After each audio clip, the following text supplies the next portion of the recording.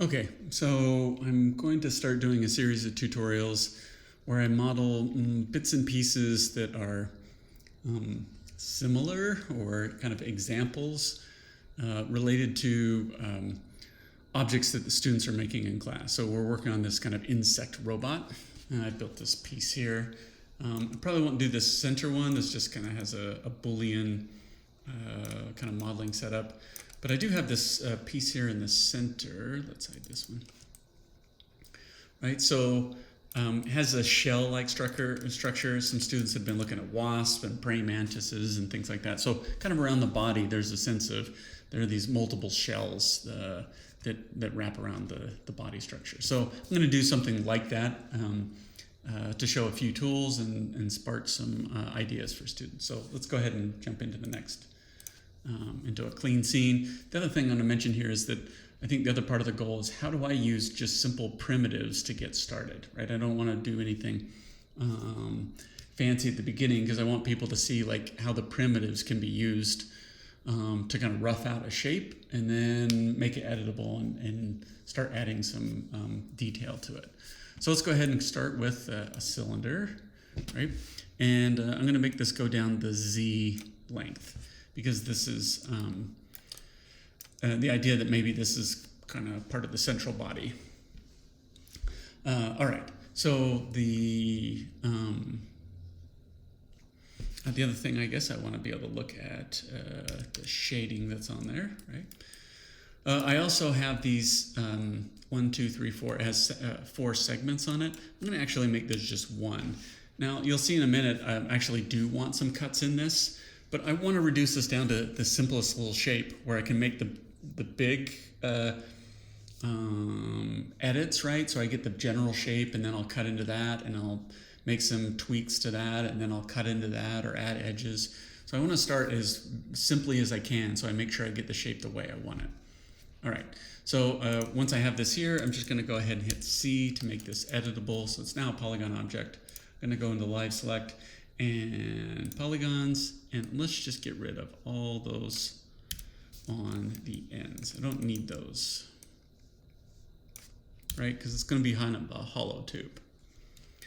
All right, I want to scale here on the edge because we looked at the other shape, it kind of had a flare to it. So I'm going to go into edge mode.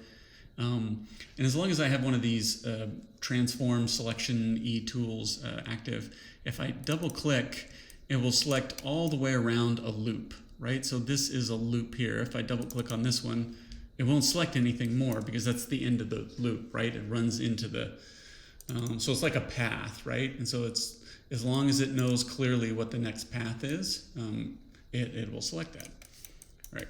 So I'm gonna maybe just go into my side view here. And I'll just scale this up. I don't know, like so.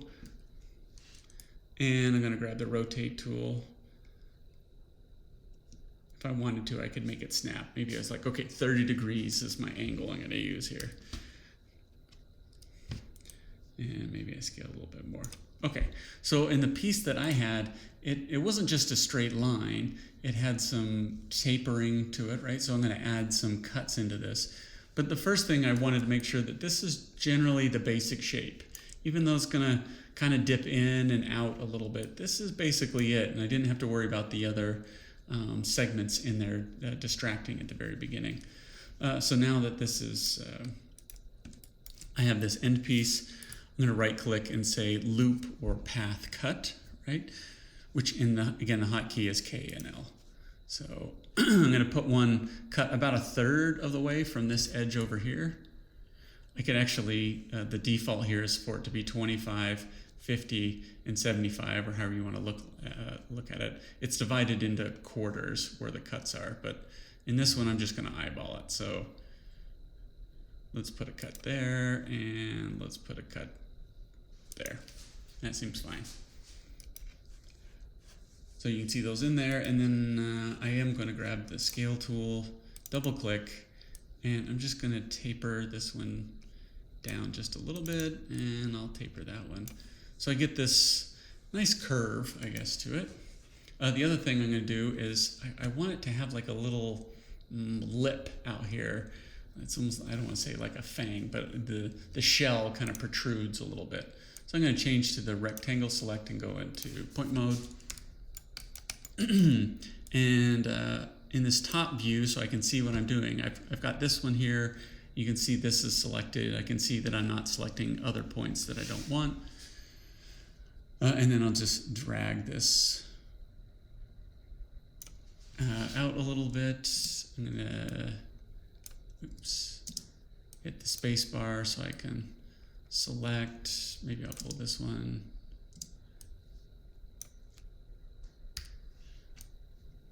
So I'm just using spacebar and the hotkey to move between move and scale. This top view, like when I'm using scale, is really helpful because I can select this point and this point at the same time, right? And if I want to scale them in, they'll move proportional with each other. So I don't know if that's what I wanted to do. I don't even know. I just want to add just a little bit of change in shape, right? I still want it to look pretty mechanical, but I want this little shark fin on it, right? Okay, so in a second I'm gonna, my bad. My middle mouse button has gone haywire. I do want to put this in a subdivision surface and smooth this off, but I want to have, let's get rid of that work plane. It needs to have thickness. Right now it's just like a piece of paper, right? So very important part here. Let's go into polygon mode, and with nothing selected, and in Cinema's world, if I'm working on an object and nothing is selected, then everything is selected. So if I right click and I say extrude, I want us to watch this here. So this is the original polygon, and as I click and drag, this ends up being the extrusion, this thickness, right? And these polygons were the ones that were the original. They got moved out 8.383 centimeters, that's the offset. And then this is that thickness or extrusion, the extrusion thickness, right, that's there. And if I wanted to, I could change the number of subdivisions in it. You can see maybe these blue lines are being added, right? I'm not going to do that. I just want to leave that at 0 for now. But it didn't leave the interior polygon where I started, right? So it's now a piece of paper with these flanges on it. It's not really a solid thing. So within the extrusion tool, one of the option here is create a cap. So the cap would be where we began here at the beginning, right?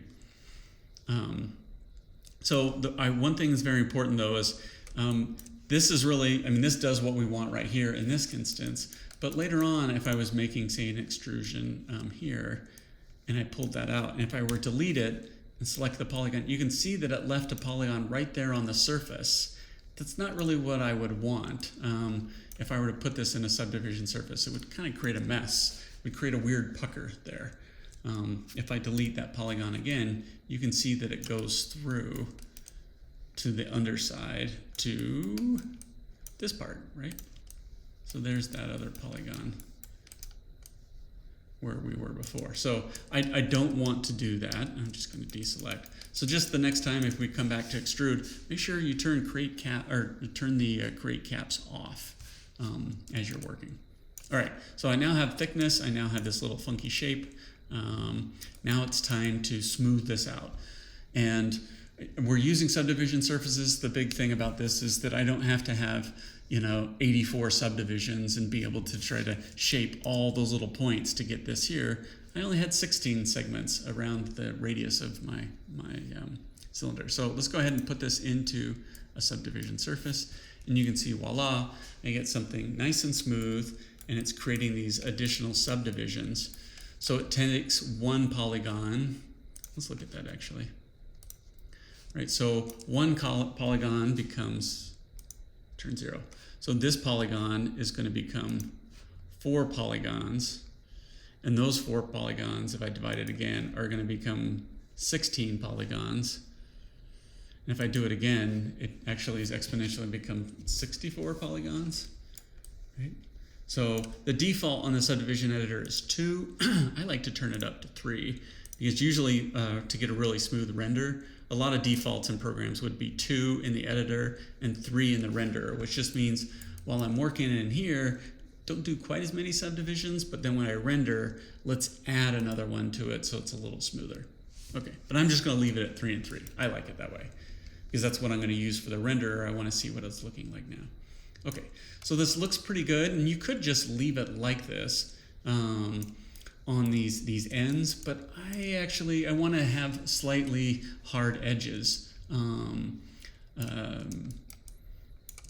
So it has more of a machine look to it. So there's several ways that we can do this. I am just going to go ahead and use the cut method. So I'm going to cut a new edge in there. So K and L. That was weird.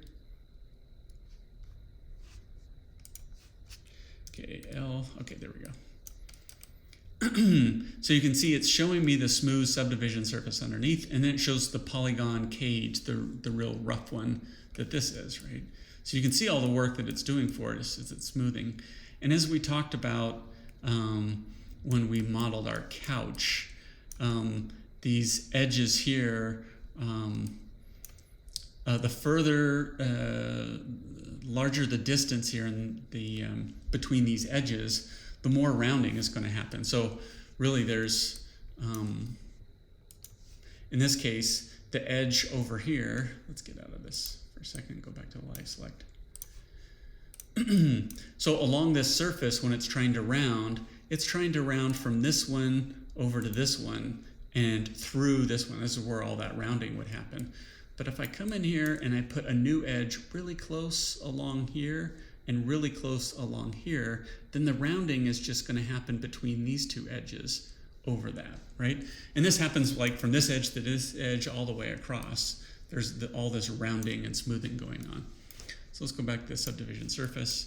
And again, K and L to bring up my loop cut.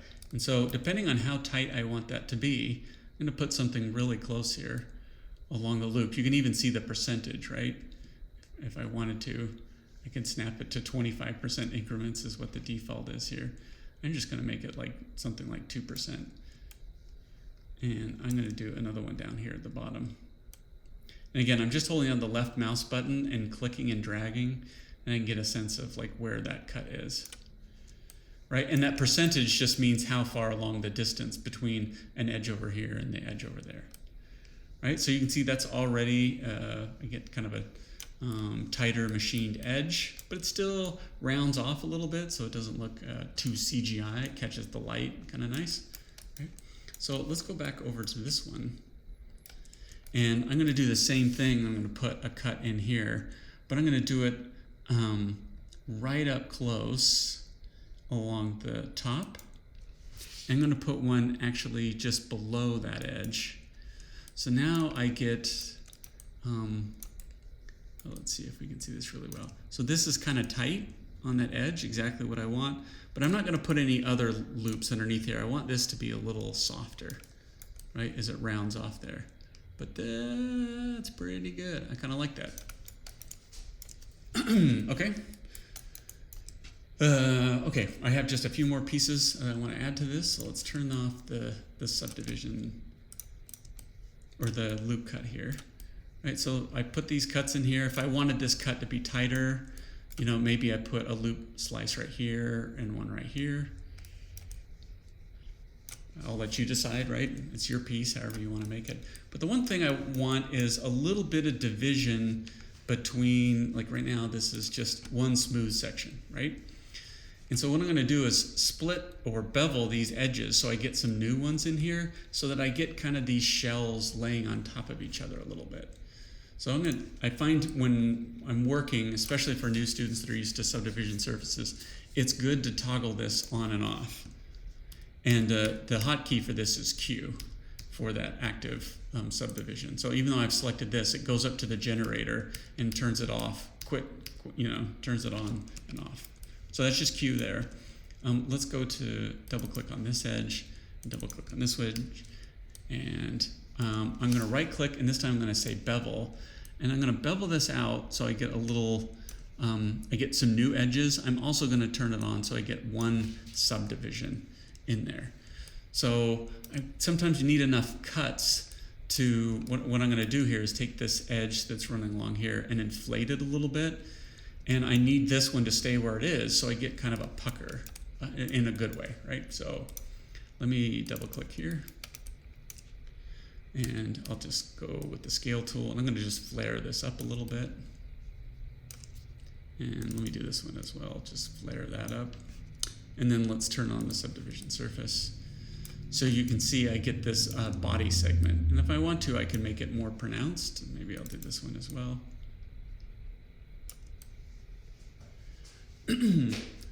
So that's not bad. So there's an edge here to bulge it out. There's an edge here to hold that. And then there's another edge here to kind of hold and then continue on with the shape. If I wanted to make this more industrial and tight, I'll just do K and L, and I'll put a cut.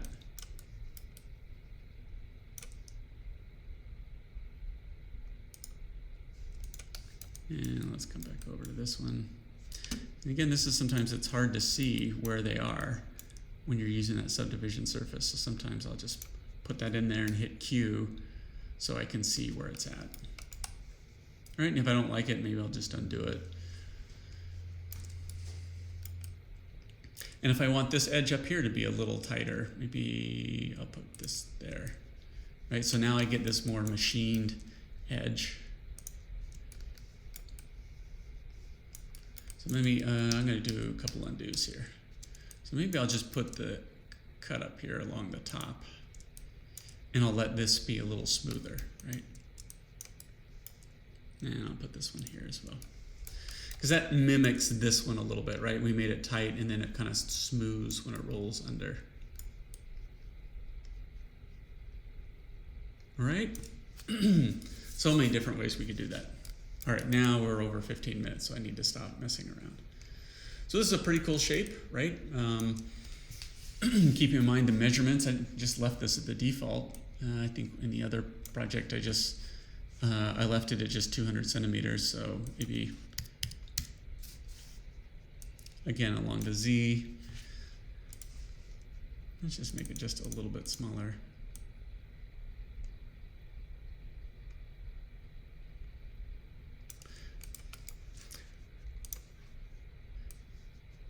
So maybe I could start modeling around it that way.